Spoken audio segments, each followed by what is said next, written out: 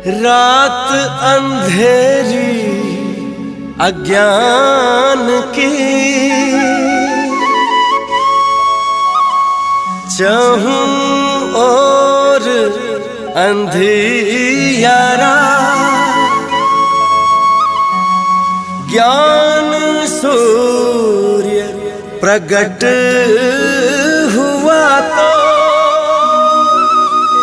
दसों दिशा में उजियारा, दसों दिशा में उजियारा।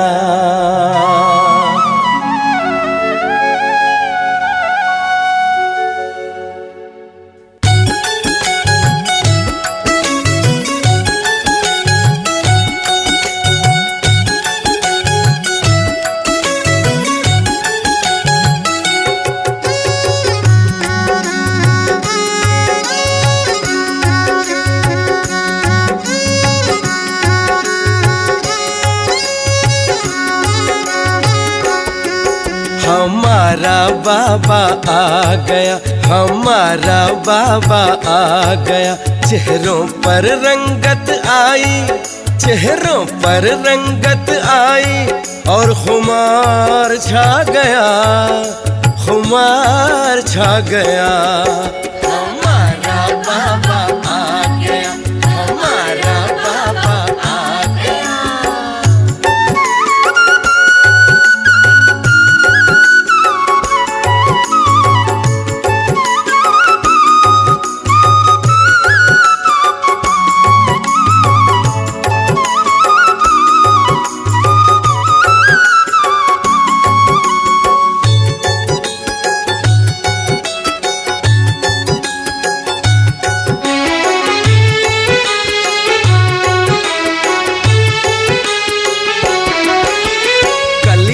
खिलकर फूल हो गई जब से बाबा मिल गए, रूहे खुशबू की रौनक से दिल के चमन भी खिल गए। ओ कलियां खिलकर फूल हो गई जब से बाबा मिल गए, रूहे खुशबू की रौनक से दिल के चमन भी खिल गए। मन मयूर नाच रहा, मन मयूर नाच रहा, संग रूहानी भाग गया, रूहानी भाग गया।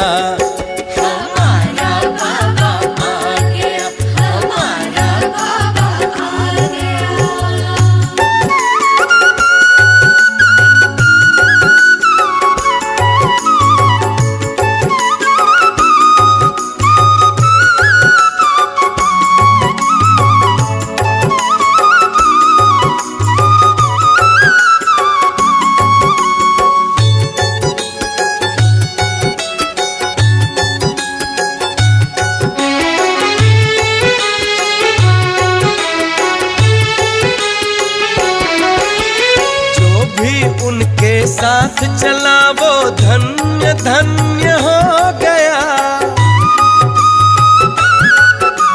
मिला कारवां उन्हें खुशी का, दुख का बादल ढल गया। जो भी उनके साथ चला वो धन्य धन्य हो गया, मिला कारवां उन्हें खुशी का, दुख का बादल ढल गया। भोर हुई जीवन में, हाँ भोर हुई जीवन में, सुख का सूरज आ गया, सूरज आ गया।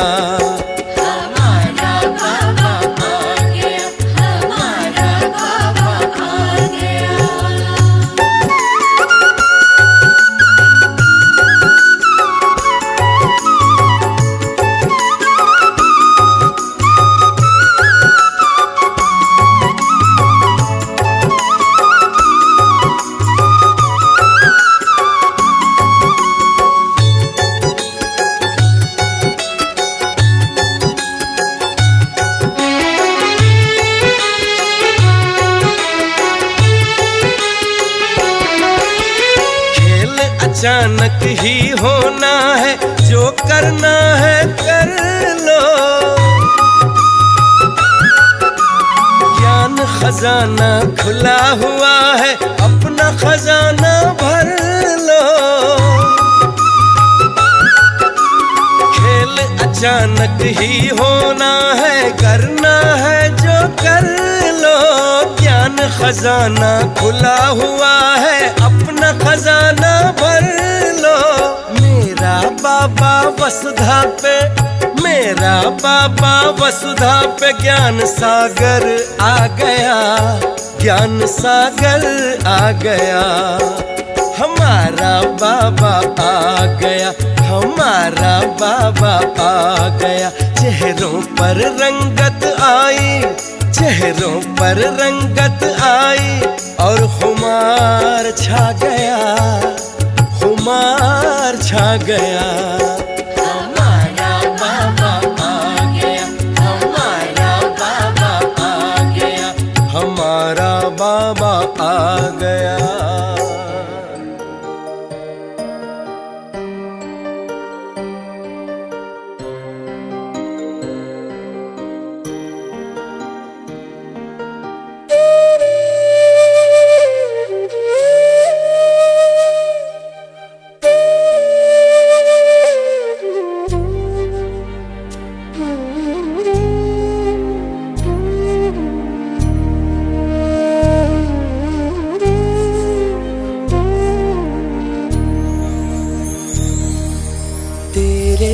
रूहानी नैन ओ बाबा तेरे रूहानी नैन, दिल को सुकून देते हैं, दिल को सुकून देते हैं।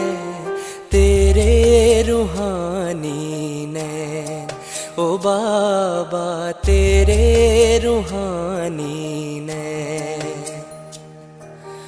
जब भी देखूं इन नैनों में, जब भी देखूं इन नैनों में, बात नहीं कह देते हैं। तेरे रूहानी नैन ओ बाबा तेरे रूहानी नैन।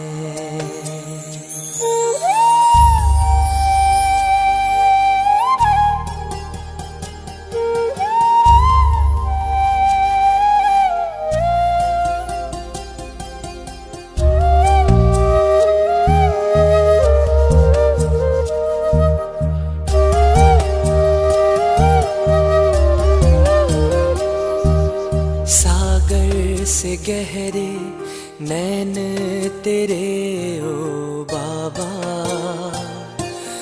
जो भी देखे इनमें वही खो जाता। सागर से गहरे नैन तेरे ओ बाबा, जो भी देखे इनमें वही खो जाता। अनमोल खजाने पाता इस सागर में, जो डूब जाते इस सागर में, जो डूब जाते पार वही हो जाते। नैन तेरे रूहानी नैन ओ बाबा तेरे रूहानी नैन, तेरे रूहानी नैन ओ बाबा तेरे रूहानी नैन।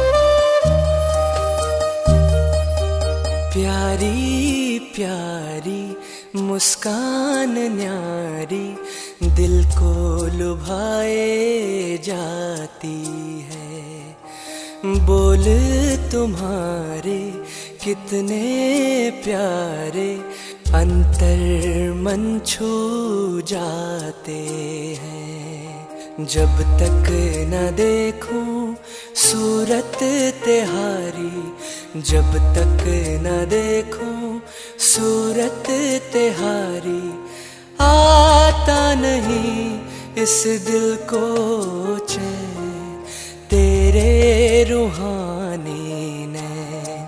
ओ बाबा तेरे रूहानी नैन।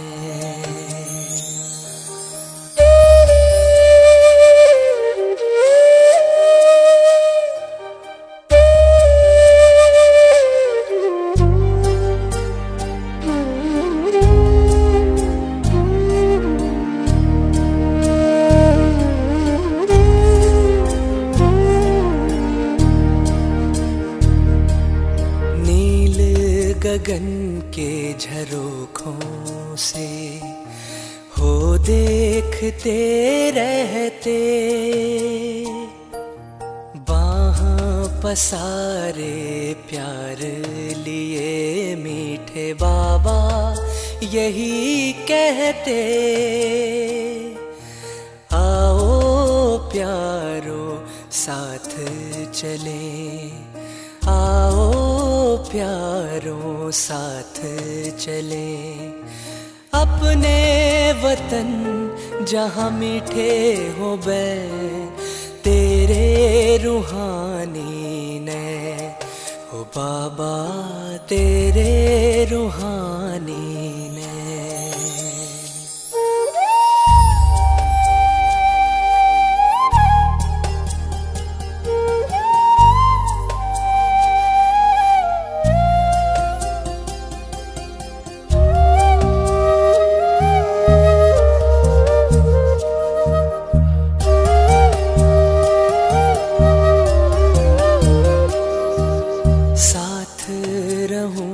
तेरे पास रहूं मैं, तुझसे ही बैठूं खाऊं, दूर कभी ना हो तू नजर से, तेरे ही रंग रंग जाऊं।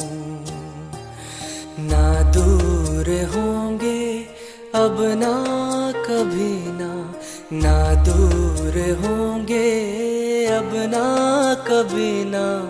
बाबा मेरे तेरे नैनों से नैन तेरे रूहानी नैन। ओ बाबा तेरे रूहानी नैन, तेरे रूहानी नैन। ओ बाबा तेरे रूहानी नैन।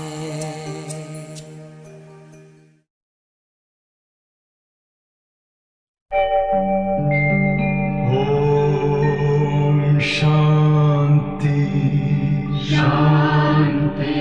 ओम शांति शांति। अंतर मन में ज्योति जगा लो, होगा दूर अंधेरा।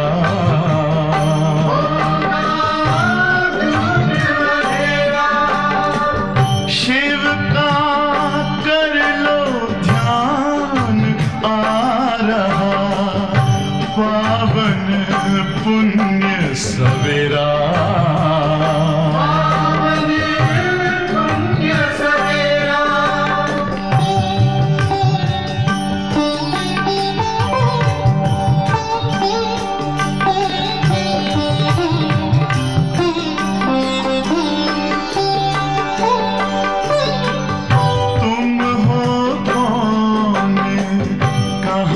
से आए अपने आप को जानो, राजयोग के द्वारा अपना परम पिता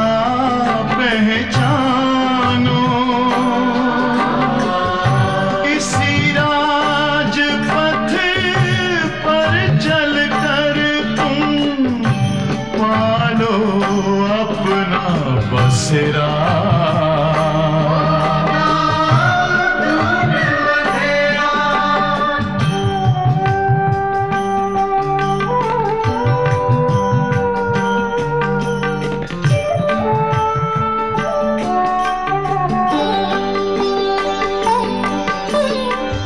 तुम हो आत्मा तन से न्यारे, परमात्मा को प्यारे। दिव्य गुणों को धारण करके योगी बनो दुलारे। ज्योति बिंदु ही तोड़ेगा ये माया मोह का घेरा।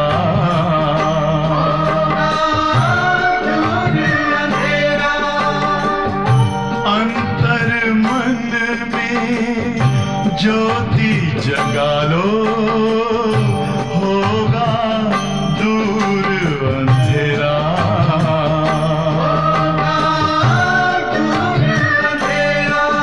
ओम शांति, ओम शांति, ओम शांति।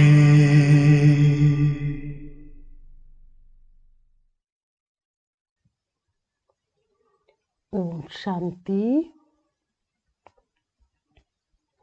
आज के महावाक्य 10/1/2021 अव्यक्त बाप दादा।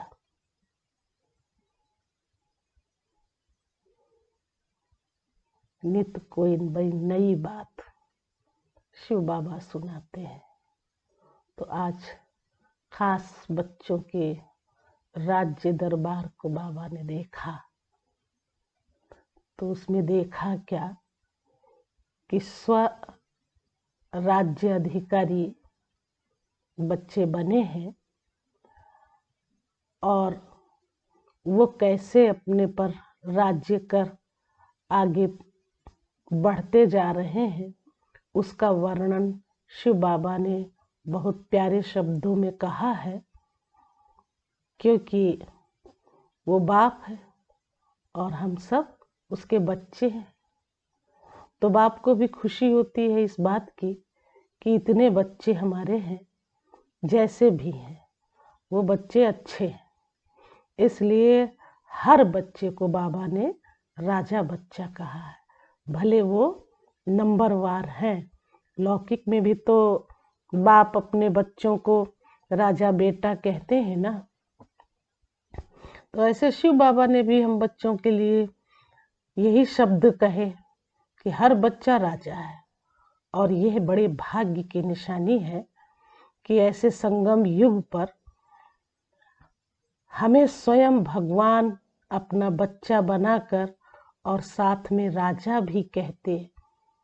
तो क्यों एक एक बच्चे ने बाप को पहचान कर अपने स्व पर राज्य किया है। और वो कैसे किया है, तो जो बाबा ने श्रीमत दी है, जो धारणाएं बताई हैं, उस पर वो अच्छी तरह से चलते और अच्छी तरह से पालन करते, तो उनका अपना एक विशेष अनुभव भी बन जाता है। तो ऐसे बच्चों की महिमा तो एक बाप के सिवाय और कोई कर ही नहीं सकता है, क्योंकि बाबा के तो ढेर सारे बच्चे हैं। बाकी ये तो ज़रूर आता है कि हर बच्चा पुरुषार्थ करता है, लेकिन फिर भी शिव बाबा कहते हैं पुरुषार्थ मीन्स मेहनत। तो मेहनत बाबा को वैसे भी ज़्यादा पसंद नहीं है, तो मेहनत न करनी पड़े, नेचुरल शिव बाबा की याद बनी रहे, उसके लिए अपने ऊपर बना राज्य करना समझना पड़ता है, देखना पड़ता है कि हमारी मन और बुद्धि किधर और कहाँ जा रही है। अगर ये भी हम देखते ही रहें और पुरुषार्थ पुरुषार्थ कहते भी रहे, तो जानते हो फिर क्या होगा, समय निकल जाएगा। कैसे शिव बाबा को याद करें, कैसे क्या करे, अभी क्या विधि है शिव बाबा को याद करने की। अरे इतना तो सहज और सरल तरीका शिव बाबा ने बताया है। और यूं ही बताया है कि बाप और बच्चे के संबंध में और कौन चाहिए। तो इतनी तो हम सबको भी समझ है कि एक बाबा के सिवाय और कोई दूसरा है ही नहीं। तो यूं कह ले, एक बाप ही संसार है, या हम संसार को भी देखते हैं और उस कर्म क्षेत्र पर हम अपना पार्ट भी अदा करते हैं। तो उस कर्म के साथ भी हम यही देखें कि मेरे साथ तो शिव बाबा है, और शिव बाबा ही हम बच्चों से ये मेहनत न करा के अपने साथ बुद्धि योग लगा के सब कर्म में सरलता, सहजता और नम्रता, ये सब गुण आते हैं। तो जितना जितना हम बाबा के नजदीक पहुंचते जाते हैं, उतने ही फिर हमारे अंदर वो शक्तियां और गुण समा जाते हैं। तो भगवान ने तो हम लोगों को माना बच्चों को कदम कदम पर कितनी शिक्षाएं दी हैं, कितने वरदान दिए हैं, कितने तरह के हमको अधिकार मिले हैं, ये हम तो स्वयं ही समझ सकते हैं। और हमारी बुद्धि एक उसी के साथ लग सकती है। तो अभी हम सुनते हैं, बड़ा आनंदित होकर के हम बाबा के ये आज के महावाक्य सुनेंगे। और बाबा ने एक एक बच्चे को कितना अच्छा, मतलब कितना अच्छा मान के और राजा कहा है। और ये भी एक पॉइंट है ना, नंबर वार तो होते हैं, एक जैसे तो हो भी नहीं सकते हैं। इसलिए सुनिए, अच्छी बातें हैं बाबा की, और मुरली पर तो सबका अधिकार है सुनने का, इसलिए ध्यान से सुनिएगा। अलौकिक राज्य दरबार का समाचार। तो आज बाप दादा अपने स्वराज्य अधिकारी बच्चों की राज्य दरबार देख रहे हैं।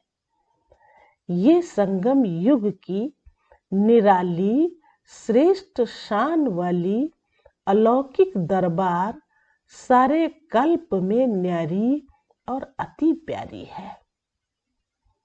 सारे कल्प में यही एक सुंदर समय मिलता है। तो इसमें फिर बाबा ने आगे कहा, इस राज्य सभा की रूहानी रौनक, रूहानी कमल आसन, रूहानी ताज और तिलक, चेहरे की चमक,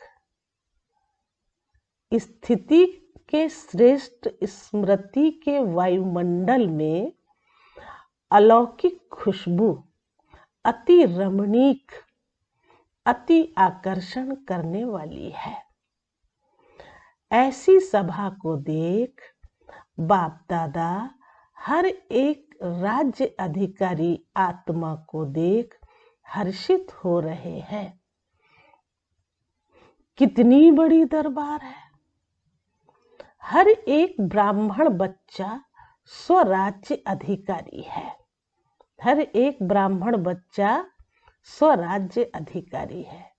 तो कितने ब्राह्मण बच्चे हैं? सभी ब्राह्मणों की दरबार इकट्ठी करो तो कितनी बड़ी राज्य दरबार हो जाएगी। इतनी बड़ी राज्य दरबार किसी भी युग में नहीं होती है। कैसे होगी? ये ब्राह्मणों का संसार है और जिसमें हम सब के सन्मुख बाप दादा हैं। तो बाप दादा को भी देख के बहुत अच्छा लगता है, बहुत खुशी होती। इसलिए कहा पूरे कल्प में ऐसी कोई राज दरबार नहीं होगी। यही संगम युग की विशेषता है। तो ऊंचे ते ऊंचे बाप के सर्व बच्चे, ऊंचे ते ऊंचे बाप के सर्व बच्चे स्वराज्य अधिकारी बनते हैं। वैसे लौकिक परिवार में हर एक बाप बच्चों को कहते हैं कि ये मेरा बच्चा राजा बेटा है। वह इच्छा रखते हैं कि मेरा हर एक बच्चा राजा बने।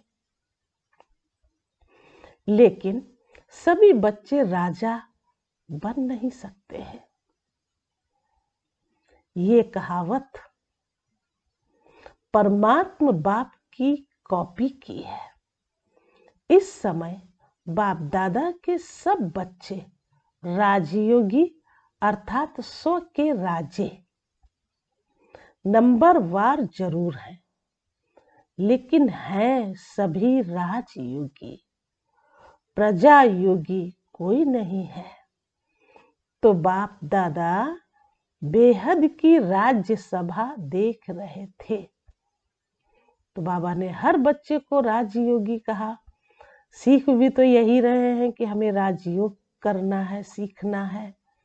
तो बाबा ने इसीलिए कहा कि सभी राजयोगी हैं, प्रजा योगी किसी बच्चे के लिए नहीं कहा है। तो बाप दादा बेहद की राज्य सभा देख रहे थे। सभी अपने को स्वराज्य अधिकारी समझते होना। नए नए आए हुए बच्चे राज्य अधिकारी होना वह अभी बनना है। नए नए हैं तो मिलना जुलना सीख रहे हैं। अव्यक्त बाप की अव्यक्त बातें समझने की भी आदत पड़ती जाएगी। फिर भी इस भाग्य को अभी से भी समय पर ज्यादा समझेंगे।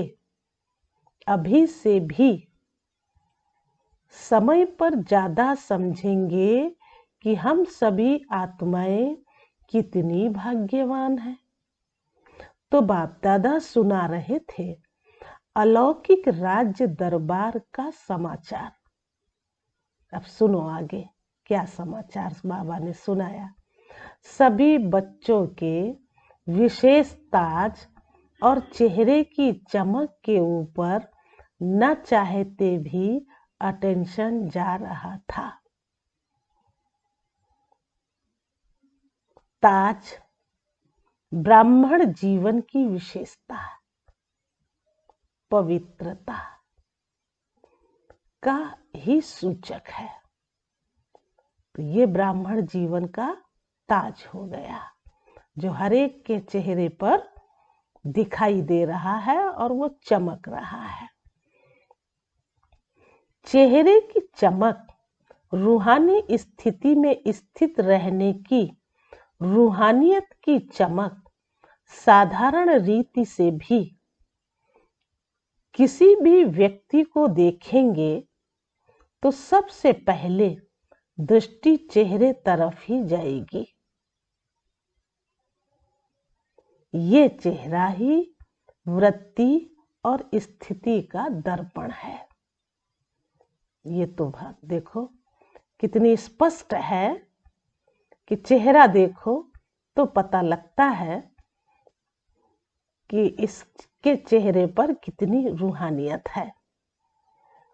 तो वृत्ति और स्थिति का दर्पण है चेहरा।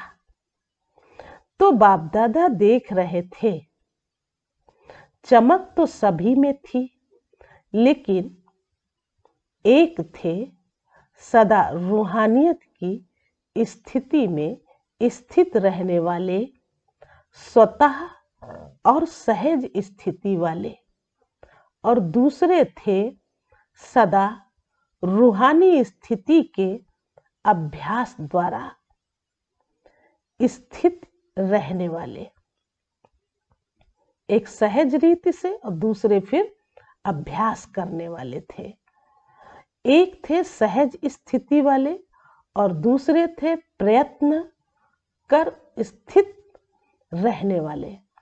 अर्थात एक थे सहज योगी और दूसरे थे पुरुषार्थ से योगी। वही बात आ गई, जो पुरुषार्थ कर रहा है और एक बड़े सहज से बस बाप और बच्चे के बीच की बातें हैं, कौन और बीच में आ सकता है। तो प्यार करने वाला एक तो शिव बाबा, दूसरा ना कोई, उसके लिए कितना सहज है। तो उसको बाबा ने सहज योगी ही कहा।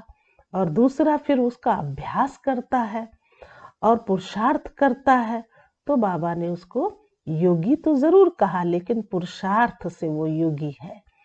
दोनों की चमक में अंतर रहा। उनकी नेचुरल ब्यूटी थी,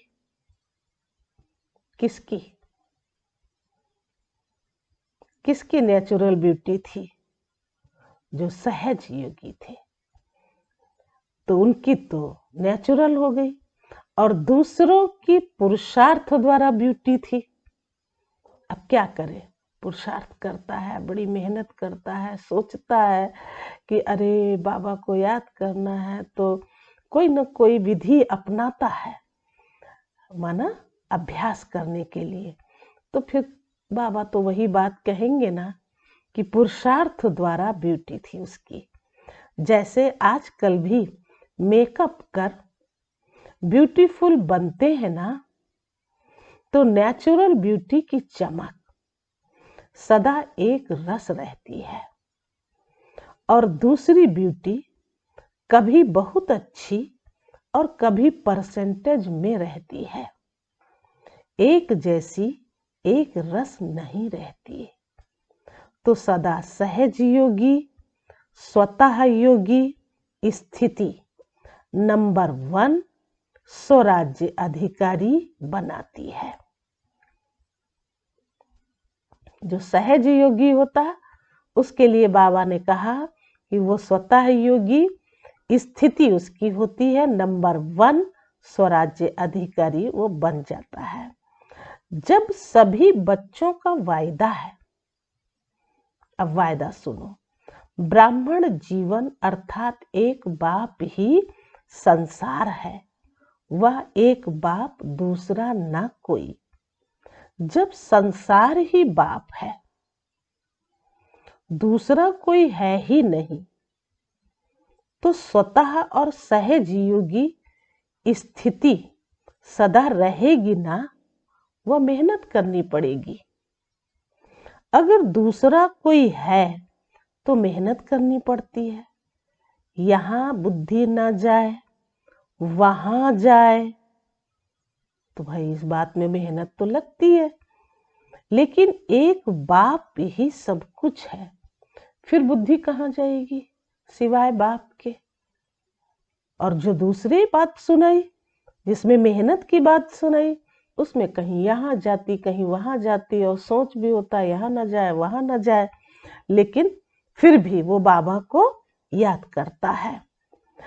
जब जा ही नहीं सकती, माना बुद्धि कहीं नहीं जा सकती है, कहाँ के लिए कहा, जब एक ही बाप सब कुछ है, तो फिर बुद्धि कहाँ जाएगी। जब जा ही नहीं सकती तो अभ्यास क्या करेंगे, नेचुरल होगा फिर तो। अभ्यास में भी अंतर होता है। एक है स्वतः अभ्यास, है ही है, और दूसरा होता है मेहनत वाला अभ्यास। तो स्वराज्य अधिकारी बच्चों का सहज अभ्यासी बनना, यही निशानी है सहज योगी, स्वतः योगी की। क्योंकि उसको कोई मेहनत नहीं करनी पड़ती और ना ही कोई अभ्यास की भी बात है। क्योंकि क्या समझा उसने, एक बाप ही संसार है, तो फिर उसकी बुद्धि कहाँ जाएगी सिवाय बाप के, और किसी के पास तो जाएगी नहीं। इसलिए बाबा ने कहा यही निशानी है सहज योगी, स्वतः योगी की। उन्हों के चेहरे की चमक अलौकिक होती है, ये भी समझा जा सकता है, देखा जा सकता है। जो चेहरा देखते ही अन्य आत्माएं अनुभव करती हैं कि ये श्रेष्ठ प्राप्ति स्वरूप सहज योगी है। जैसे स्थूल धन व स्थूल पद के प्राप्ति की चमक चेहरे से मालूम होती है, तो फिर कि यह साहूकार कुल का व उच्च पद अधिकारी है, ऐसे ये श्रेष्ठ प्राप्ति श्रेष्ठ राज्य अधिकार अर्थात श्रेष्ठ पद की प्राप्ति का नशा व चमक चेहरे से दिखाई देती है। तो एक स्थूल दुनिया की बात सुनाई और एक बाबा ने अपने बच्चों की बात सुनाई। उनके चेहरे पर अलौकिकता होती है और फिर जब दूसरा देखता है तो भी वो यही कहता है कि इनके चेहरे की चमक कितनी अच्छी है ना। दूर से ही वो इस बात का अनुभव करते हैं, दूर से ही अनुभव करते हैं कि इन्होंने तो कुछ पाया है, प्राप्ति स्वरूप आत्माएं हैं। ऐसे ही सभी राज्य अधिकारी बच्चों के चमकते हुए चेहरे दिखाई दे। बाबा ने राज्य अधिकारी बच्चों के लिए कहा कि उनके चमकते हुए चेहरे दिखाई दे, मेहनत के चिन्ह नहीं दिखाई दे, प्राप्ति के चिन्ह दिखाई दे। अभी भी देखो, कोई कोई बच्चों के चेहरे को देख यही कहते हैं इन्होंने कुछ पाया है। तो फिर समझ सकते हैं इस बात को, पाया है या नहीं पाया है। सुन तो हम सब रहे हैं, बाबा ने जो कहा है वो समझ में भी आता है, लेकिन अब अपने अपने आप को देखें कि हाँ ऐसा अनुभव कोई दूसरा कर रहा है या नहीं कर रहा है, तो हमें और अच्छा नेचुरल एक बाप की याद रहे तो ऑटोमेटिक हमारे चेहरे पर वो चीज आ जाएगी जिससे दूसरा उस बात का अनुभव कर सकेगा। तो कहा बाबा ने इन्होंने कुछ पाया है, ऐसे कई देखते हैं और कहते हैं। और कोई कोई बच्चों के चेहरे को देख ये भी कहते कि ऊंची मंजिल है, लेकिन त्याग भी बहुत ऊंचा किया है। त्याग दिखाई देता है, भाग्य नहीं दिखाई देगा चेहरे से, त्याग दिखाई देता। या ये कहेंगे कि मेहनत बहुत अच्छी कर रहे हैं। अब ये तो हर एक के ऊपर निर्भर करता है कौन कैसा किस रूप में देख रहा है ना। एक तो कोई चेहरे की चमक देख रहा है, फिर कोई कह रहा है अरे ये मंजिल तो बड़ी ऊंची है, फिर कोई कह रहा है अरे ये तो बड़े त्यागी तपस्वी है, फिर कोई कह रहा है अरे ये तो भाग्य की बात क्या है ना, किया है तो पाया है। लेकिन कई तो यही समझते हैं कि मेहनत बहुत अच्छी कर रहे हैं। तो अपने तरह तरह की सोच होती है, जो भी जैसा देखे उसको वही दिखाई देगा। बाप दादा यही देखने चाहते हैं कि हर एक बच्चे के चेहरे से सहज योगी की चमक दिखाई दे। बस ये सबसे अच्छी बात है, क्योंकि बाप दादा चाहते हैं तो चाहते हैं तो हम सबको है ना उसकी बात पर, उसके ज्ञान पर, उसकी शिक्षा पर हमें अमल तो करना है ना। चाहे वो मुझे त्याग करना पड़े और चाहे कोई कैसी भी मुझे तपस्या करनी पड़े, एक बाबा दूसरा ना कोई, ये तो अपने आप उभर जाता है कि कितना हम कर रहे हैं। तो श्रेष्ठ प्राप्ति के नशे की चमक दिखाई दे, क्योंकि प्राप्तियों के भंडार बाप के बच्चे हो। सबसे ज़्यादा जिसको हम ऑलमाइटी अथॉरिटी सर्वशक्तिमान कहते हैं, वो भरपूर है, सागर है। कितना हम बच्चों को वो लुटा रहे हैं, दे रहे हैं, तो फिर तो वो चमक तो दिखाई देनी चाहिए ना। संगम युग की प्राप्तियों के वरदानी समय के अधिकारी हो। निरंतर योग कैसे लगावें व निरंतर अनुभव कर भंडार की अनुभूति कैसे करें। अब ये शब्द क्या है शिव बाबा के? इतना हम सोचेंगे अगर तो समय तो चला जाएगा ना। अब तक भी इसी मेहनत में ही समय नहीं गंवाओ। तो हमें समय नहीं गंवाना चाहिए, जबकि इतना सहज रूप दिया बाबा ने, सिर्फ बाप और बच्चे का संबंध बस, और उससे फिर हम बातें करें, उसके हम गुणगान करें, अपने को हम स्वरूप में स्वस्थिति में स्थित करें, स्वराज्य अधिकारी बने, तो फिर प्राप्ति स्वरूप के भाग्य को सहज बाबा ने कहा अनुभव करो।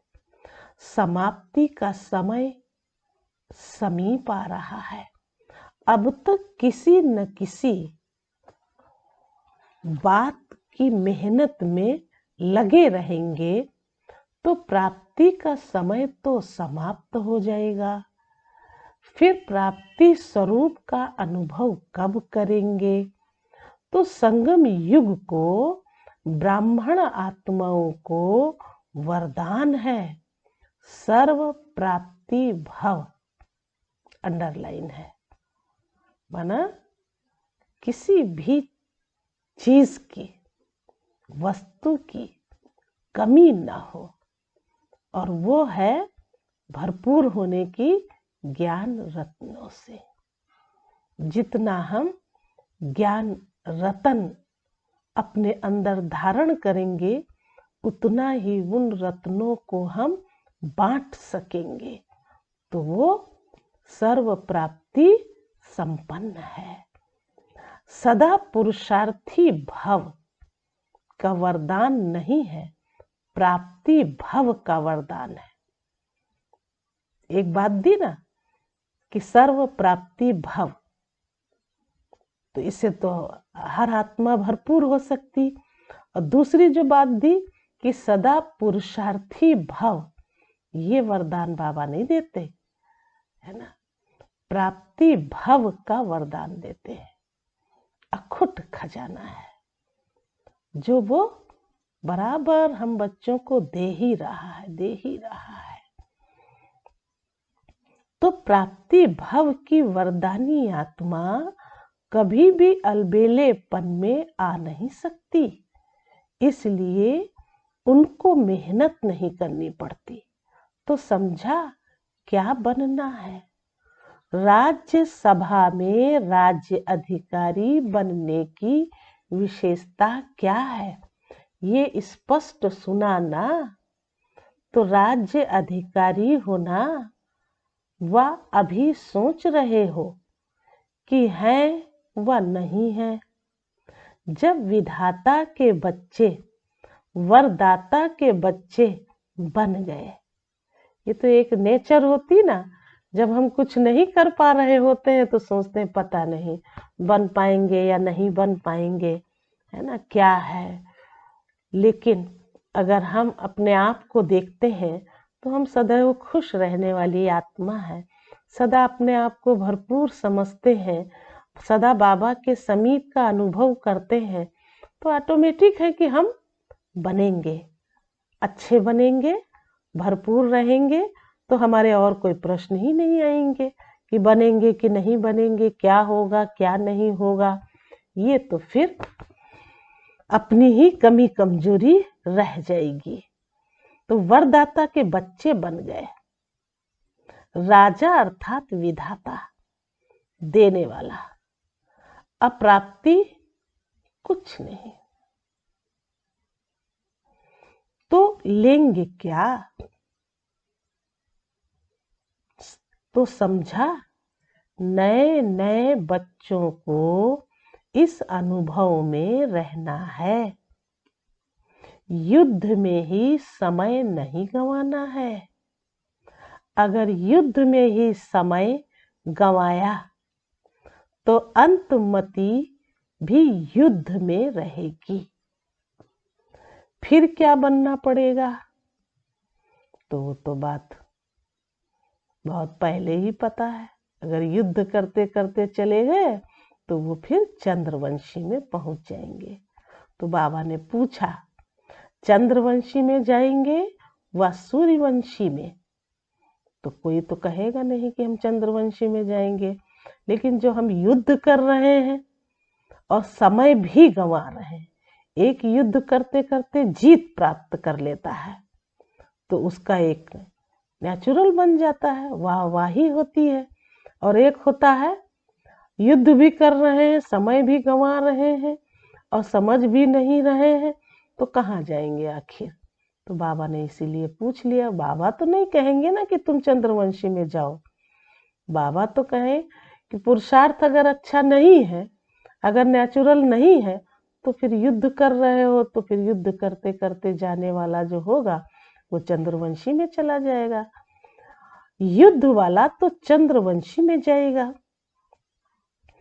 चल रहे हैं, कर रहे हैं, हो ही जाएंगे, पहुंच जाएंगे। अभी तक ऐसा लक्ष्य नहीं रखो। ये सब सोच जो होते हैं ये कमजोरी के होते हैं। अभी नहीं तो कभी नहीं। तो चाहे कुछ भी हम कर रहे हो, है ना, लेकिन करना हमें अभी ही अभी है। बनना है तो अब, पाना है तो अब।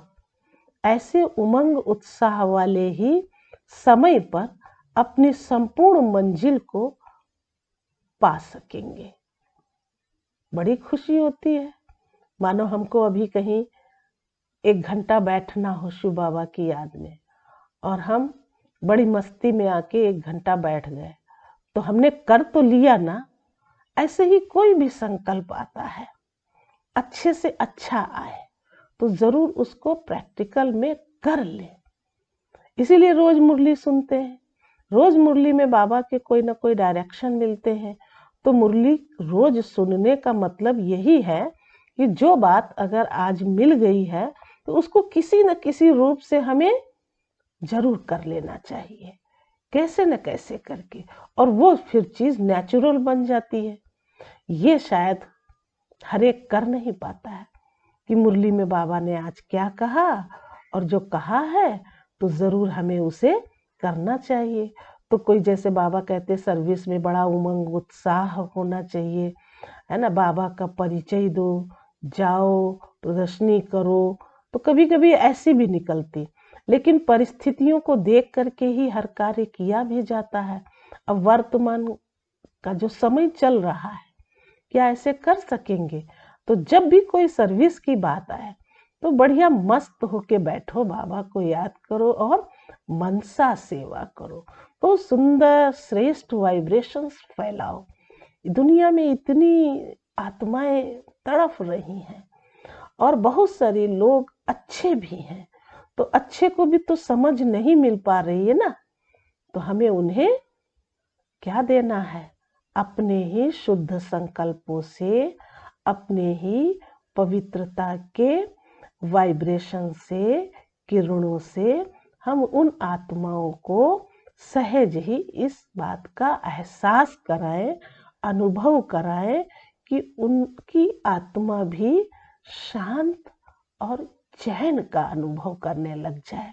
तो जितने वाइब्रेशंस आप देते जाएंगे उतनी उन आत्माओं तक पहुंचते जाएंगे। तो बाबा ने ऐसे ही उमंग उत्साह की बात कही। तो जो मुरली में सुनते हो वो करने लग जाओ, पहले ही समय पर अपनी संपूर्ण मंजिल को पा सकेंगे। त्रेता में राम सीता बनने के लिए तो कोई तैयार नहीं हो। जब सतयुग सूर्यवंशी में आना है तो सूर्यवंश अर्थात सदा मास्टर, विधाता और वरदाता लेने की इच्छा वाला नहीं। देखो वही बात आई ना, देना है, देना है। तो हर समय हमारे अंदर से ये जब वाइब्रेशंस जाएंगे कि नहीं मुझे लेना क्या, जब सब कुछ तो भगवान ने दे रखा है और जिसका कोई खर्च भी नहीं है, जो मुझे देना है, क्या खर्च है। अगर शांत चित्त होकर के बैठे हैं और कोई भी दुखी अशांत आत्मा है, उसको हम शांति के वाइब्रेशन या शक्ति की किरणें उसके पास तक पहुंचा रहे हैं, तो क्या आपका कोई खर्चा हो रहा है? तो कोई खर्च नहीं होता है। सबसे अच्छी बात तो यही है। इसलिए लेने की इच्छा वाला मत बनो। मदद मिल जाए, ये हो जाए तो बहुत अच्छा। पुरुषार्थ में अच्छा नंबर ले लेंगे। नहीं, मदद मिल रही है, सब हो रहा है, इसको कहते हैं स्वराज्य अधिकारी बच्चे। आगे बढ़ना है या पीछे आए हैं तो पीछे ही रहना है। आगे जाने का सहज रास्ता है। सहज योगी स्वतः योगी बनो। बस आगे बढ़ना है या पीछे आए हैं तो पीछे ही रहना है क्या? आगे जाने का सहज रास्ता है। सहज योगी स्वतः योगी बनो। बहुत सहज है। जब है ही एक बाप, दूसरा कोई नहीं, तो जाएंगे कहाँ? प्राप्ति ही प्राप्ति है और मेहनत क्यों लगेगी? बताइए, जब प्राप्ति प्राप्ति है फिर तो मेहनत लगने की कोई बात ही नहीं है। तो प्राप्ति के समय का लाभ उठाओ। अभी भी थोड़ा चांस है कि हम बहुत अच्छे से लाभ ले सकते हैं, क्योंकि लाभ लेने का एक ही तरीका है कि जो कुछ हम देख रहे हैं और जिससे हमारी मन बुद्धि विचलित होती है, उसको हम स्टॉप कर दें। बस एक बाबा, दूसरा ना कोई। तो बार बार कोई भी हमारे विचलित होने के संकल्प विकल्प नहीं आने चाहिए। तो लाभ ही लाभ है। तो सर्व प्राप्ति स्वरूप बनो। समझा या नहीं समझा? बाप दादा तो यही चाहते हैं कि एक एक बच्चा, चाहे लास्ट आने वाला, चाहे स्थापना के आदि में आने वाला, हर एक बच्चा नंबर 1 बने। राजा बनना न कि प्रजा। अच्छा, महाराष्ट्र और मध्य प्रदेश का ग्रुप आया है। देखो महाशब्द कितना अच्छा है। महाराष्ट्र स्थान भी महाशब्द का है।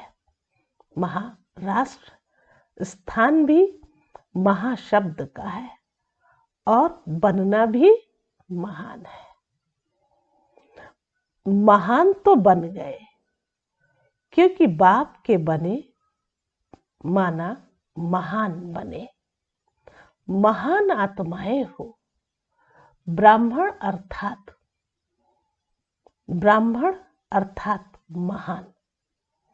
हर कर्म महान, हर बोल महान, हर संकल्प महान है।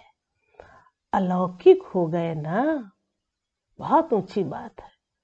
दुनिया में देखो ऐसे ब्राह्मण पड़े हुए हैं जिनका आज भी लोग गायन करें, पूजन करें, जो भी करें, क्योंकि वो ब्राह्मण कुल का है। और यहाँ तो भगवान ने स्वयं आकर के हम आत्माओं को ये टाइटल दे दिया है ना, कि ब्राह्मण ही सर्वश्रेष्ठ माना जाता है। तो ये ब्राह्मणों की महिमा सिवाय बाप के और कोई नहीं कर सकता। इसलिए बाबा ने कहा महानता है, अलौकिकता है। तो महाराष्ट्र वाले सदा ही स्मृति स्वरूप बनो कि महान है। ब्राह्मण अर्थात महान चोटी है ना, महान चोटी, चोटी सबसे ऊंची होती है। और आजकल तो ब्राह्मणों की चोटी भी नहीं है। और बाबा ने हम बच्चों को चोटी की कोई बात नहीं कहा। चोटी माना ऊंचते ऊंच, श्रेष्ठता की तरफ जाना और श्रेष्ठ विचारों में रहना और श्रेष्ठता का संग करना, तो वो ऊंचे ते ऊंचा जाएगा। और ये बात तो हम सब की बुद्धि में है। बाप के सिवाय और कोई भी ऊंचा नहीं हो सकता। इसलिए ऊंचा तेरा नाम और ऊंचा तेरा धाम। तो ये एक परमात्मा शिव बाबा के लिए ही कहते हैं। अच्छा, आगे मध्य प्रदेश के लिए बाबा ने कहा सदा मध्या जी भव। इसका अर्थ जानते हैं? उसके नशे में रहने वाले। तो मन मना भव के साथ मध्या जी भव का भी वरदान है। तो अपना स्वर्ग का स्वरूप इसको कहते हैं मध्या जी भव। तो मन मना भव पहले है, मन मना भव, फिर ऑटोमेटिक है कि मध्या जी भव माना सतयुगी दुनिया में जाने के हम अधिकारी होंगे। तो मध्या जी भव तो अपने श्रेष्ठ प्राप्ति के नशे में रहने वाले अर्थात मध्या जी भव के मंत्र के स्वरूप में स्थित रहने वाले, वो भी महान हो गए। मध्या जी भव है तो मन मना भव, तो मन मना भव भी जरूर होंगे। मध्या जी भव है तो मन मना भव होंगे, मन मना भव है तो मध्या जी भव ही होंगे। तो मध्य प्रदेश अर्थात महामंत्र का स्वरूप बनने वाले। तो दोनों ही अपनी अपनी विशेषता से महान है। समझा कौन हो? तो सब बच्चों के लिए कह दिया, चाहे वो महाराष्ट्र के हो, चाहे वो मध्य प्रदेश के लिए हो, सबके लिए बाबा ने महान शब्द कहा। चाहे वो किसी भी तरह के बच्चे हैं, लेकिन महानता के लिए बाबा ने सुना तो दिया। कर्म में महान, बोल में महान, हर संकल्प में महान। तो फिर ये किसकी महानता है? हर ब्राह्मण बच्चे की महानता है। बाप को पहचाना है, बाप की श्रीमत पर चलने वाले हैं, इसलिए महान से महान हम आत्माएं ही हैं। जो मन मना भव हो, फिर मध्या जी भव की प्राप्ति तो होगी ही होगी, अर्थात नई सतयुगी दुनिया में जाने के अधिकारी हम बच्चे ही होंगे। जब से पहला पाठ शुरू किया, वो भी यही किया कि मैं कौन। बाप भी वही बात याद दिलाते हैं। इसी पर मनन करना। एक शब्द एक ही है कि मैं कौन, लेकिन इसके उत्तर कितने हैं पूछा है बाबा ने। लिस्ट निकालना, मैं कौन। फिर से पढ़ते हैं। जब से पहला पाठ शुरू किया, वो भी यही किया कि मैं कौन। बाप भी वही बात याद दिलाते हैं। इसी पर मनन करना। शब्द एक ही है कि मैं कौन, लेकिन इसके उत्तर कितने हैं, लिस्ट निकालना। सुन रहे हो सभी? अब लिस्ट निकालना है इसकी और लिख के भेजना भी है कि आखिर मैं कौन हूं। तो वो फिर मैं में तो बहुत लौकिक दुनिया के हिसाब से बहुत मैंपन आता है, और बाबा ने मैं को क्या समझाया है? तो ये बाबा ने कहा है कि लिस्ट निकालो, मैं कौन? अच्छा, चारों ओर के सर्व प्राप्ति स्वरूप श्रेष्ठ आत्माओं को सर्व अलौकिक राज्य सभा अधिकारी महान आत्माओं को सदा रूहानियत की चमक धारण करने वाली विशेष आत्माओं को सदा स्वतः योगी सहज योगी ऊंचे ते ऊंची आत्माओं को ऊंचे ते ऊंचे बाप दादा का स्नेह संपन्न याद प्यार स्वीकार हो। तो हम रूहानी बच्चों की रूहानी बाप दादा को नमस्ते नमस्ते नमस्ते। आगे बाबा ने डबल विदेशियों से मुलाकात किया है। तो डबल विदेशी अर्थात सदा अपने स्वस्वरूप स्वदेश स्वराज्य की स्मृति में रहने वाले, स्वराज्य की स्मृति में रहने वाले डबल विदेशियों को विशेष कौन सी सेवा करनी है? डबल विदेशियों को विशेष कौन सी सेवा करनी है? अभी साइलेंस की शक्ति का अनुभव विशेष रूप से आत्माओं को कराना, यह भी विशेष सेवा है।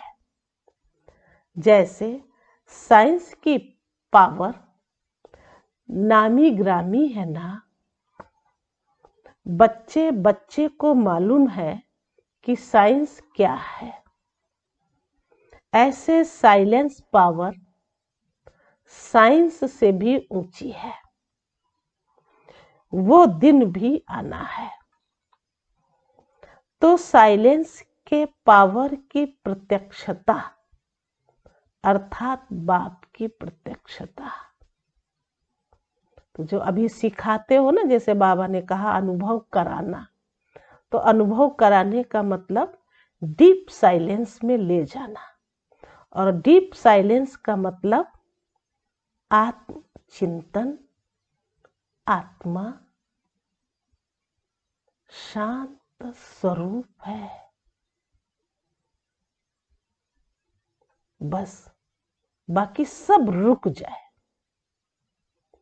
तो जब सब रुक जाएगा तो जो शांति की शक्ति है वो हमें अनुभव कराएगी स्वयं से भी कि कैसे भगवान प्रत्यक्ष होगा, क्योंकि वो फिर स्पष्ट दिखाई देगा खुद को भी और दूसरों को भी।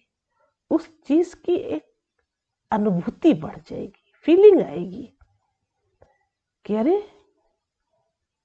चारों ओर चाहे कुछ भी हो रहा हो, लेकिन मैं आत्मा शांत चित हूं।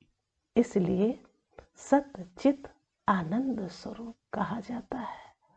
और खास ये शब्द आत्मा के लिए है, क्योंकि आत्मा ही अपने आप को चैतन्य रूप में अनुभव कर फिर उसका आनंद लेती है। और आनंद जो मूल गुण है आत्मा के, ओरिजिनल गुण है, उस बात में वो रमण करती है। और रमण करती है तो फिर उसका वो स्वरूप बन जाती है। और ये साइलेंस शक्ति बहुत दूर दूर तक फैलती है। और इसी को कहा फिर प्रत्यक्षता होगी, बाप की प्रत्यक्षता होगी। वो कैसे? अरे इन सबको कैसे किसने बना दिया? तो जरूर है कि भगवान की तरफ उनकी अंगुली होगी, निगाह होगी। ये जरूर ऊपर वाले की कमाल है। तो साइलेंस के पावर की प्रत्यक्षता अर्थात बाप की प्रत्यक्षता, जैसे साइंस प्रत्यक्ष प्रूफ दिखा रही है, वैसे साइलेंस पावर का प्रैक्टिकल प्रूफ है आप सबका जीवन। बस अगर हम अपने इस जीवन को भगवान के हवाले कर और जो उसकी श्रीमत है उसकी आज्ञा का पालन करते, तो फिर ये एक प्रैक्टिकल प्रूफ सबूत बन जाएगा ना। और वो बाबा ने बच्चों में आश रखी है। जब इतने सब प्रैक्टिकल प्रूफ दिखाई देंगे तो न चाहते हुए सभी की नजर में सहज आ जाएंगे। जैसे ये पीस का कार्य किया ना, इसको स्टेज पर प्रैक्टिकल में दिखाया। ऐसे ही चलते फिरते पीस के मॉडल दिखाई दे तो साइंस वालों की भी नजर साइलेंस वालों के ऊपर अवश्य जाएगी। समझा? साइंस की इन्वेंशन विदेश में ज्यादा होती है तो साइलेंस की पावर का आवाज भी वहां से ज्यादा फैलेगा। सेवा का लक्ष्य तो है ही, सभी को उमंग उत्साह भी है।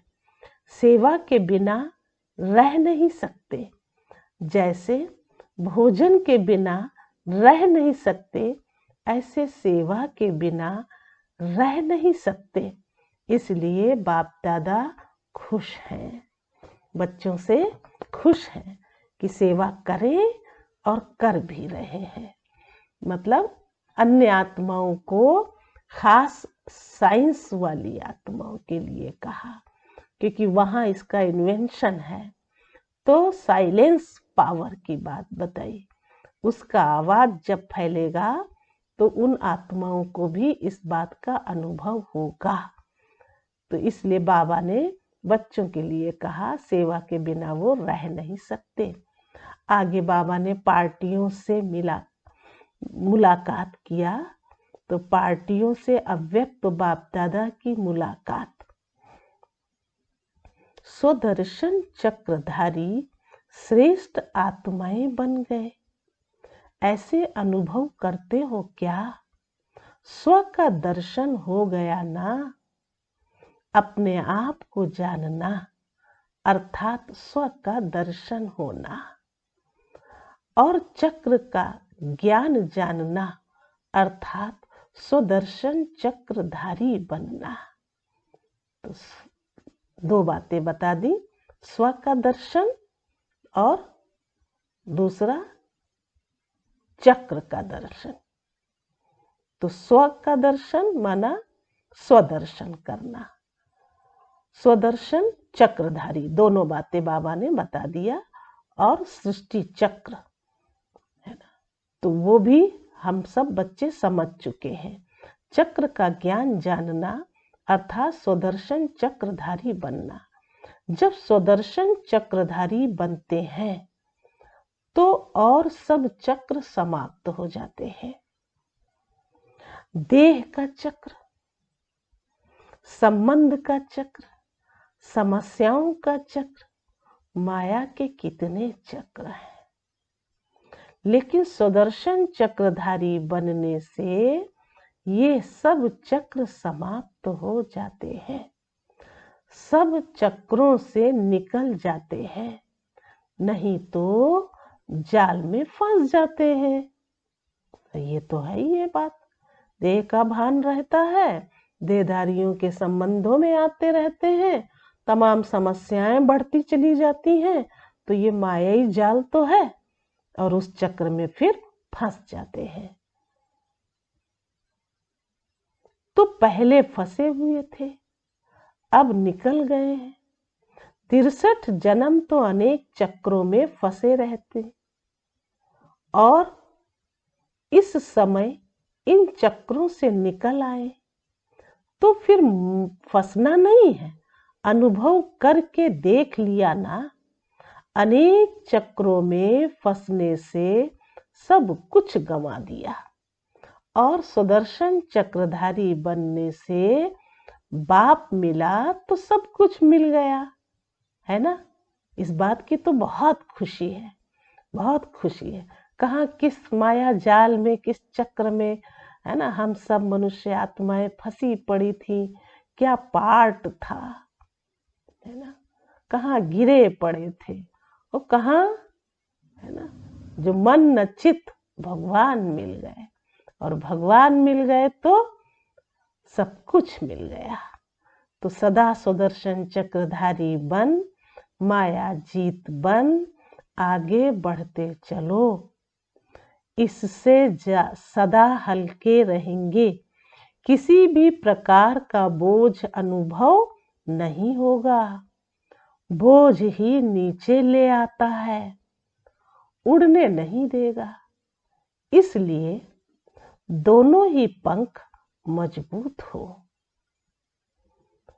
इसलिए दोनों ही पंख मजबूत हो तो स्वतः उड़ते रहेंगे। सुदर्शन चक्रधारी बनना अर्थात उड़ती कला में जाना। अच्छा, राजयोगी श्रेष्ठ योगी आत्माएं हो ना? पूछा।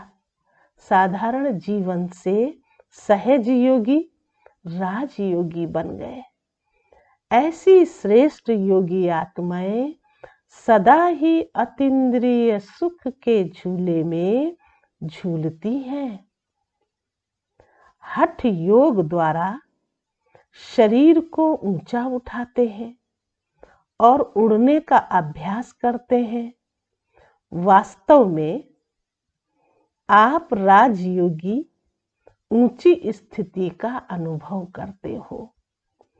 इसको ही कॉपी करके वो शरीर को ऊंचा उठाते हैं। लेकिन आप कहाँ भी रहते ऊंची स्थिति में रहते हो। इसलिए कहते हैं योगी अर्थात ऊंचा। योगी ऊंचा रहते हैं तो मन की स्थिति का स्थान ऊंचा है। मन की स्थिति का स्थान ऊंचा है क्योंकि डबल लाइट बन गए हो। वैसे भी फरिश्तों के लिए कहा जाता है, वैसे भी फरिश्तों के लिए कहा जाता है कि फरिश्तों के पांव धरती पर नहीं होते हैं। फरिश्ता अर्थात जिसकी बुद्धि, फरिश्ता अर्थात जिसका बुद्धि योग बना, बुद्धि रूपी पांव धरती पर ना हो, देह भान में ना हो, देह भान से सदा ऊंचे, ऐसे फरिश्ते अर्थात राजयोगी बन गए। अभी इस पुरानी दुनिया से कोई लगाव नहीं है। अब इतने समय से भगवान के महावाक्य सुनते चले आ रहे हैं तो जरूर होगा कि अभी हम सबको क्या लगाव होगा, है ना। और अगर है मानिए तो जल्दी जल्दी अब लगाव मुक्त बन जाइए। समय थोड़ा ही है, इसलिए अपनी स्थिति को बहुत अच्छा बनाना है। सेवा करना अलग चीज है, लेकिन लगाव ना हो। योगी बनना अर्थात बाप और मैं, बाप और मैं। सेवा की भी बात बताई और योग की भी बात बताई। तो सेवा करते तो हैं लेकिन किसी चीज से हमारा कोई लगाव नहीं होना चाहिए।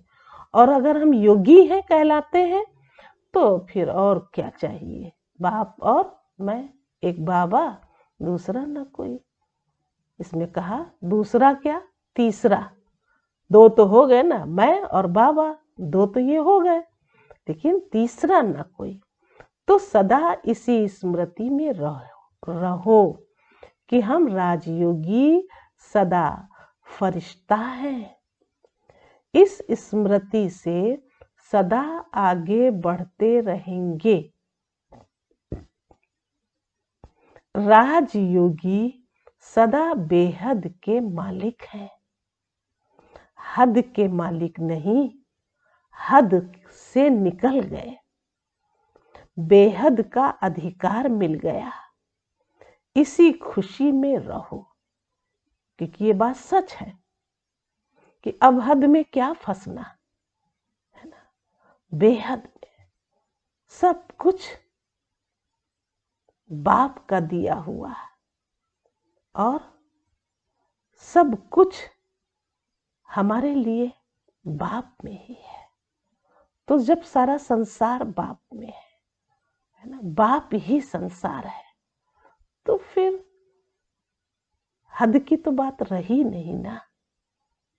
तो ये बात हो गई बेहद की। तो जैसे बेहद का बाप है, वैसे बेहद की खुशी में रहो, है ना। देखो, कभी ऐसे देखा होगा कि दोनों हाथ उठा करके कैसे खिलखिला के जब हंसते हैं, तो जरूर ऐसे लोगों को देखने से ऐसा एहसास होता है कि इन्हें जैसे सब कुछ मिल गया हो, है ना। तो कितने खुश होते हैं ऐसे लोग। अच्छा, विदाई के समय सभी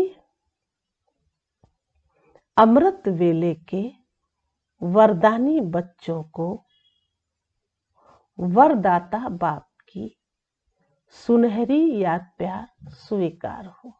जब अमृत बेला आता है तो बाबा उसको सुनहरा कह देते हैं, क्योंकि रात तो बीत गई और दिन आने वाला होता है, और सूर्य का जब उदय होता है तो भी सुनहरा ही होता है।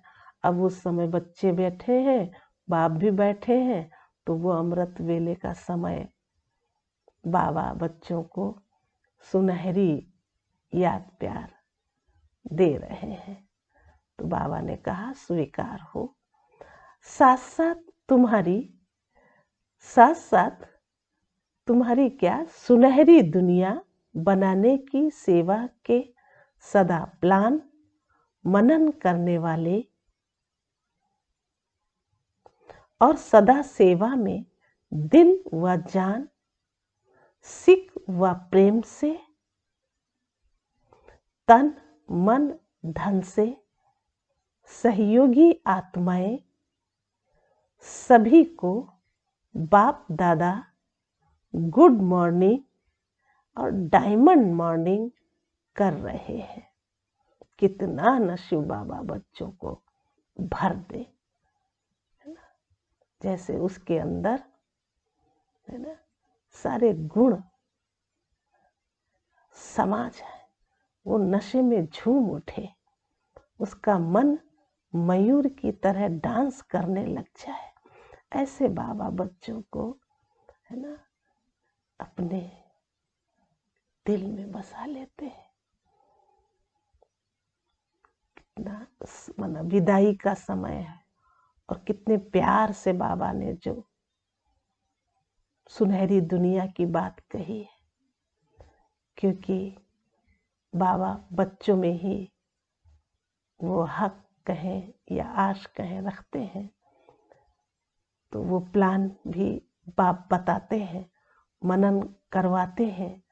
तो हम बच्चों से सेवा के लिए भी कहा कि सदा सेवा में दिल व जान सिक व प्रेम से तन मन धन से सहयोगी आत्माएं सभी को बाप दादा गुड मॉर्निंग डायमंड मॉर्निंग कर रहे हैं, और सदा डायमंड बन इस डायमंड युग की विशेषता को वरदान और वर्षे में लेकर स्वयं भी सुनहरी स्थिति में स्थित रहेंगे, और औरों को भी ऐसे ही अनुभव कराते रहेंगे। ये हीरे तुल्य जीवन है, इसलिए बाबा ने ये बात कही, डायमंड बनो। और इस डायमंड युग है ना, सुनहरा युग है, संगम युग है, उसमें हम बच्चों को तो बनाने वाला तो वो डायमंड ही है। और कैसे बच्चों को तैयार कर देते हैं नई सतयुगी दुनिया के लिए। और उससे कहीं अधिक ये समय बहुत ही अमूल्य है, हीरे तुल्य है, क्योंकि वरदान मिल रहा है। डायमंड युग की विशेषता को वरदान और वर्षे में लेकर स्वयं भी सुनहरी स्थिति में स्थित रहेंगे और औरों को भी ऐसे ही अनुभव कराते रहेंगे, तो चारों ओर के डबल हीरो बच्चों को डायमंड मॉर्निंग, देखो हर तरह से बाबा बच्चों को कैसे उमंग उत्साह से, है ना, आगे के लिए, है ना, पंख लगा देते हैं, जैसे हर आत्मा उड़ने लग जाए, खुशी में झूमने भी लग जाए और दूसरों को भी, है ना, क्या करे, डांस कराए, खुद भी करे और दूसरों को भी कराए। अच्छा, आज का वरदान है रहम दिल की भावना द्वारा अपकारी पर भी उपकार करने वाले शुभ चिंतक भाव। कैसी भी कोई आत्मा, चाहे सतोगुणी चाहे तमोगुणी, संपर्क में आए, चाहे सतोगुणी चाहे तमोगुणी संपर्क में आए, लेकिन सभी के प्रति शुभ चिंतक अर्थात अपकारी पर भी उपकार करने वाले, कभी किसी आत्मा के प्रति घृणा दृष्टि ना हो, क्योंकि जानते हो ये अज्ञान के वशीभूत हैं। अब क्या है, नहीं जानते हैं जब, तो फिर क्या, हमको तो बाबा ने सब कुछ बता दिया, कहा तुम देखो सुदर्शन चक्रधारी हो, तो सुदर्शन चक्रधारी में सब कुछ आ जाता है, आदि मध्य अंत, है ना, हिस्ट्री जाग्राफी सब कुछ समझ सकते हैं। तो जो और अन्य अन्य आत्माएं हैं उनके लिए क्या रखोगे घृणा भाव, है ना। जरूर है कि वो आत्माएं अज्ञान के वशीभूत हैं, बेसमझ हैं, उनके ऊपर रहम व स्नेह आए, घृणा नहीं। शुभ चिंतक आत्मा ऐसा नहीं सोचेगी कि इसने ऐसा क्यों किया, लेकिन इस आत्मा का कल्याण कैसे हो, यही है शुभ चिंतक स्टेज। जो किया वो तो किया, लेकिन अब उसको अच्छी सी कोई बातें दे करके, समझा करके उसका कल्याण तो करना है ना। तो ऐसा चिंतन चलना चाहिए कि कैसे इस आत्मा को, है ना, ऊंचे से ऊंचा उठा दे। तो ऐसे अपने आप में, अपने अंदर हर आत्मा के प्रति शुभ भावना, शुभ कामना, जिसको बाबा ने कहा अपकारी पर भी उपकार करना, यही है शुभ चिंतक स्टेज। स्लोगन है, तपस्या के बल से असंभव को संभव कर सफलता मूर्त बनो। तो जो बाबा ने सुनाया कि हर आत्मा के प्रति, है ना, हमारे श्रेष्ठ भाव रहे, है ना, दृष्टि में, वृत्ति में, कर्म में, हर आत्मा को देना ही देना है। तो फिर हमारे अंदर वो भाव कभी गलत रूप न ले, घृणा द्वेष रूप न ले। और वैसे ही ये स्लोगन सुना दिया कि तपस्या के बल से, है ना, ऐसे ही सहज नहीं हो जाता है, लेकिन तपस्या करेंगे तो ज़रूर है कोई भी कार्य होगा। अगर असंभव लगता होगा तो संभव हो जाएगा और उसी को कहेंगे सफल हो गए। अच्छा, ओम शांति, ओम शांति।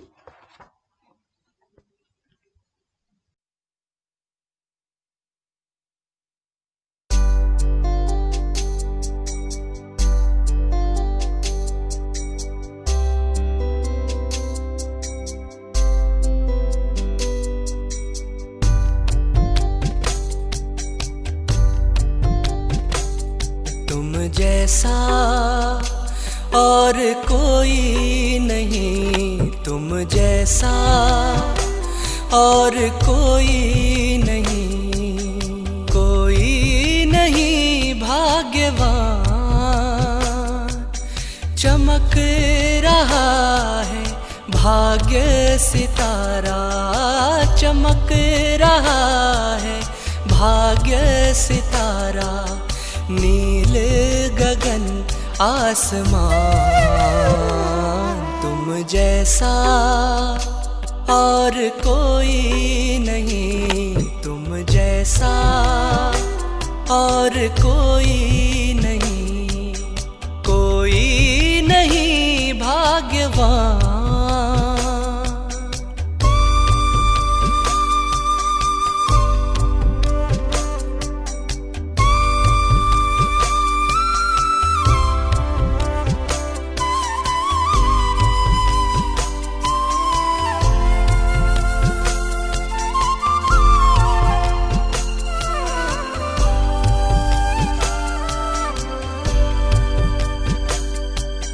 भाग्य विधाता भगवान के बच्चे हो तुम, ये जान लो।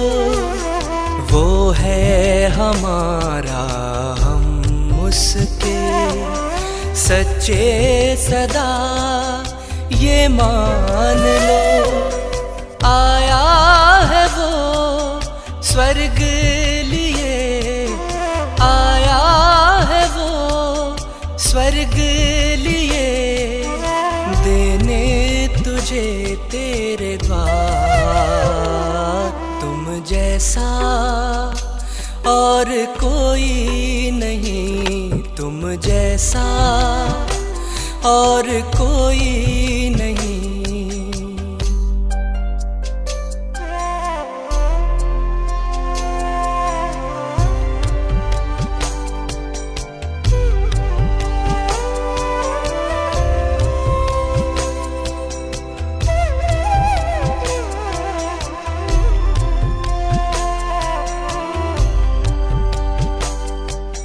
ढूंढ रही है दुनिया जिसे अपना बनाया उसने तुम्हें, अपना बना कर प्यार दिया।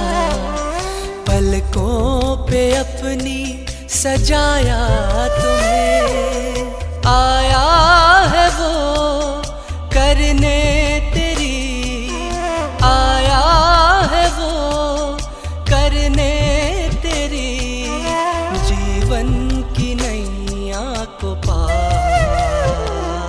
तुम जैसा और कोई नहीं, तुम जैसा और कोई नहीं।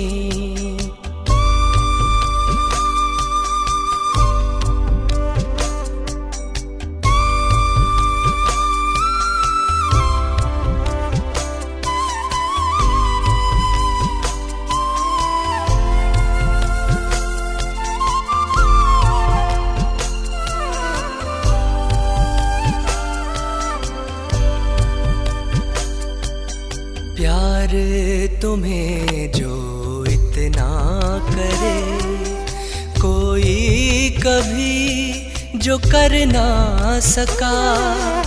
दुख दर्द तेरे वो पल में करे, दूर कोई जो कर ना सका। बन के फरिश्ता है चलना तुम्हें, बन के फरिश्ता है चलना तुम्हें। जाना है तारों के पार, तुम जैसा और कोई नहीं, तुम जैसा और कोई नहीं, कोई नहीं भाग्यवान। चमक रहा है भाग्य सितारा, चमक रहा है भाग्य सितारा। नील गगन आसमान, तुम जैसा और कोई नहीं, तुम जैसा और कोई नहीं, कोई नहीं भाग्यवान।